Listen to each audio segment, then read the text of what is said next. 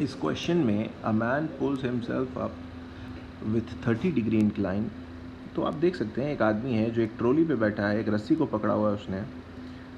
दो बातें हैं कि ट्रॉली में एक पुली भी लगी हुई है। यहाँ देखेंगे आप, कि ट्रॉली में एक पुली लगी हुई है, तो ट्रॉली मूव होगी तो वो पुली मूव होगी। ये वाली पुली फिक्स्ड है और दीवार पे दो जगहों पे रस्सी बंधी हुई है। यहाँ देख रखा है आपने। मुझे दीवार पे मतलब नहीं है। अगर फ्री बॉडी डायग्राम का कॉन्सेप्ट समझते हैं आप, तो आप ये बात क्लियरली समझेंगे कि मैं मैन प्लस ट्रॉली को एक सिस्टम मान लूँगा और एक सिस्टम पे देखूँगा कि नेट एक्सटर्नल फोर्स कितना लग रहा है। हाँ, आदमी के हाथ से रस्सी निकली तो एक बार टी, और ये पुली भी तो उसी सिस्टम का पार्ट है ना, तो उसको भी मुझे कवर में लेना चाहिए।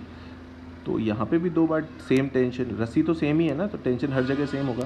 तो बेसिकली 3 बार टेंशन लग रहा है ऊपर की तरफ, ठीक है ना। तो इस एक्सटर्नल सिस्टम पे ऊपर लग रहा है 3 बार टेंशन, और नीचे जो हर बार लगता है mg का साइन कॉम्पोनेंट, mg का साइन थीटा, 30 डिग्री गिवन है यहाँ देखिए। तो mg साइन 30 नीचे लगेगा और कोई फोर्स दिखाई नहीं दे रहा है ना। तो यही सिचुएशन है, और टेंशन हमें पता है कि 250 न्यूटन है। वेट जिसको कंबाइंड मास कह रहे हैं वो 100 किलो है। तो मैं यहाँ पे mg को 100 किलो लूँगा। एक सिंपल सी इक्वेशन बनाऊँगा।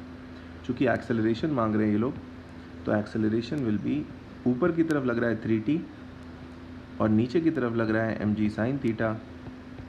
तो नेट फोर्स तो यही हो गया बाय टोटल मास, यानी कि combined mass. Force by mass लिखा है मैंने। फटाफट इसको सॉल्व करते हैं। 3 into tension is 250, mg is given 100, तो 100 इंटू जी कर देते हैं, और साइन 30 डिवाइडेड बाय मास 100। अब ये जो भी आ जाए, ये आ रहा है 750 माइनस 500, तो 250 बाई 100 यानी कि 2.5 मीटर पर सेकेंड स्क्वायर आएगा।